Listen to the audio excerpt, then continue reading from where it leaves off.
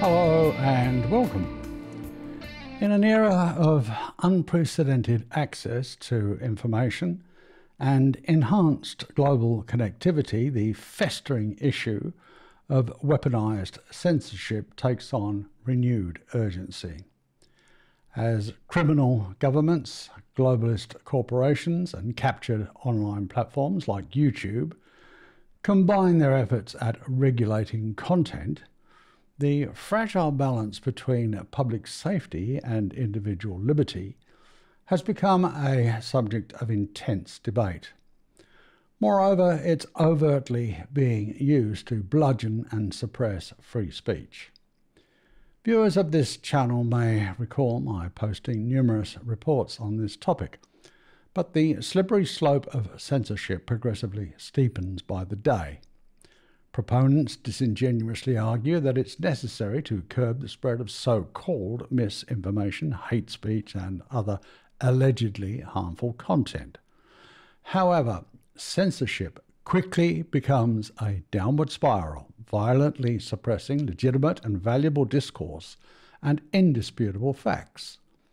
Once you start down the path of censorship, it becomes impossible to draw clear lines.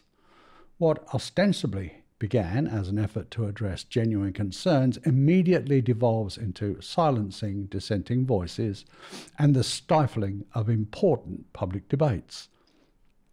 As previously reported, the fear of censorship has a profound chilling effect on free expression as individuals and organizations become hesitant to voice opinions or share controversial information.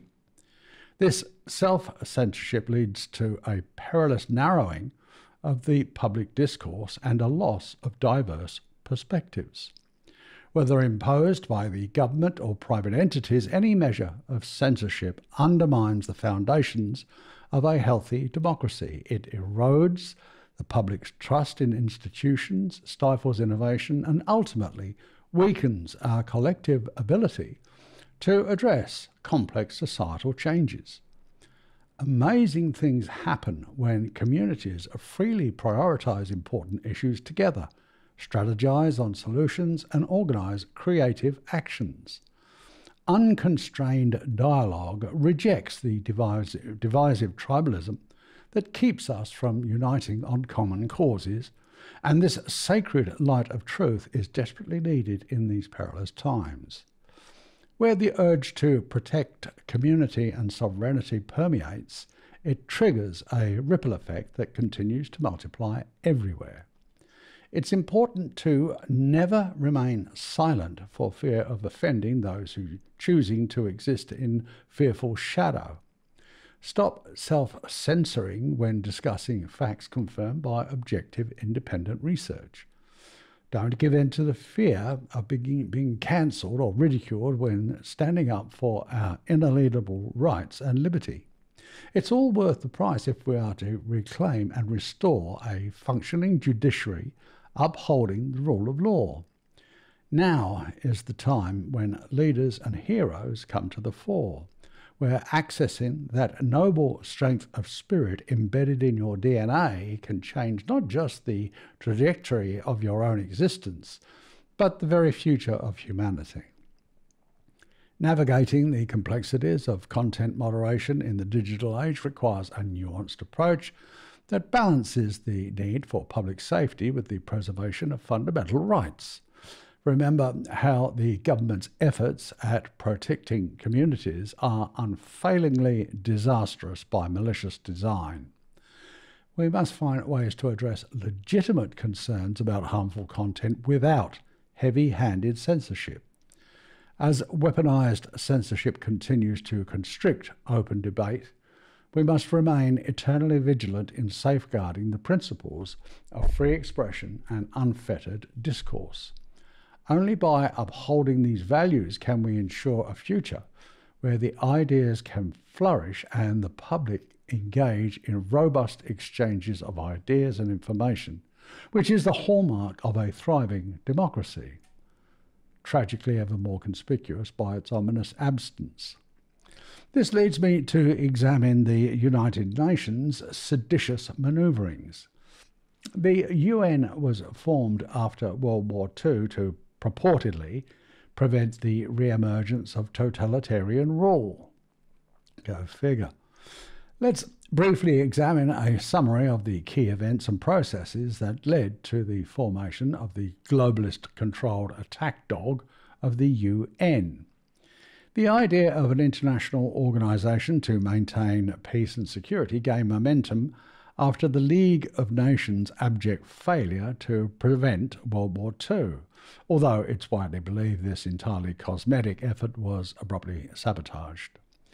In 1941, the Allied powers, initially the US, UK and Soviet Union, issued the Atlantic Charter outlining their vision for a post-war global community with freedom, democracy and collective security.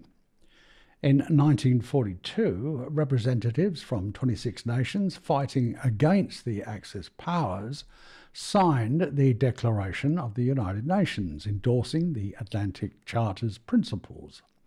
At the 1944 Dumbarton Oaks Conference, representatives from the US, UK, Soviet Union and China met to draft proposals for establishing a new international organisation. They agreed on the aims, structure and functioning of the proposed United Nations, including forming the Security Council with 5 permanent members, these being themselves, of course, having veto power. At the United Nations Conference from April to June 1945, delegates from 50 nations met in San Francisco for the United Nations Conference on International Organisation, the UNCIO. After lengthy discussions, they finalised and signed the United Nations Charter on June 26, 1945, officially establishing the UN, whereupon its charter ultimately came into force on October 24, 1945, after ratification by the 5 permanent members of the Security Council and a majority of other signatories. So, in essence, the UN was formed through a series of wartime conferences and agreements among the Allied powers, culminating in the drafting and adoption of its San Francisco Founding Charter in 1945. The publicly promoted motivations supposedly prevented another world war and promoted international peace, security and cooperation. But as its nefarious history shamefully records, the real agenda is far removed from any altruistic purpose. Its ugly sister, the European Union, was formed through a gradual European integration and infiltration process over several decades following World War II. Of course, it was never mentioned that this Frankenstein monster-like creation was Hitler's dream come true.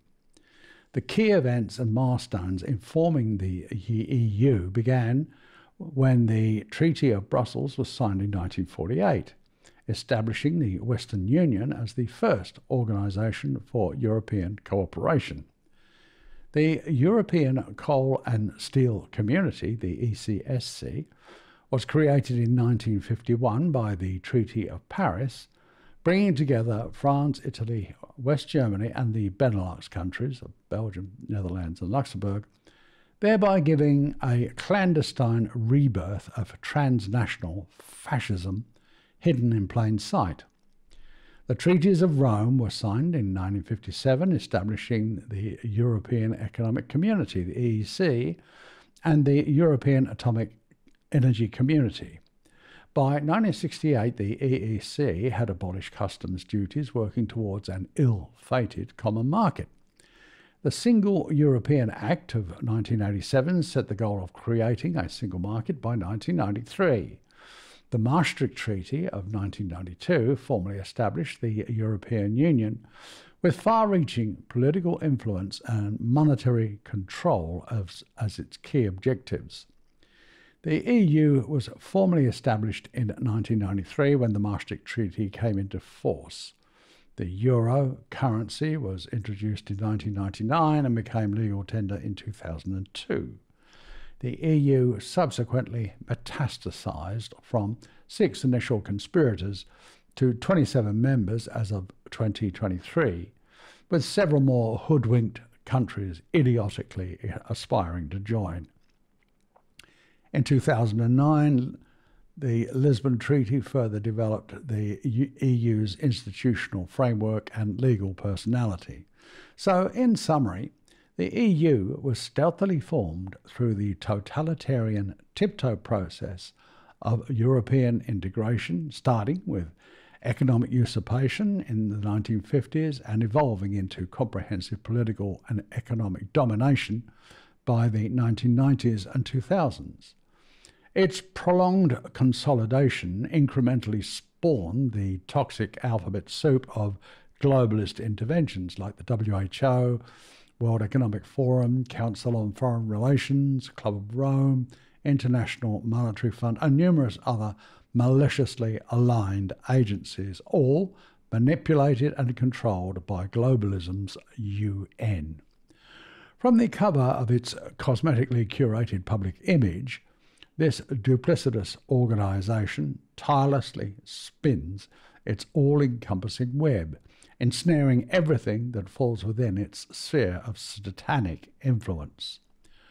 Predatory public serpents serving these extortion agencies forever seek opportunities to oppress communities at every turn. An incandescent hatred of humanity fuels them, and they'll stop at nothing to accomplish their objective of unrestrained genocide. Unknown is the source and nature of unspeakably evil power controlling all of the above from impenetrable shadows. Whatever it is, I'm convinced it isn't human and did not originate from this planet.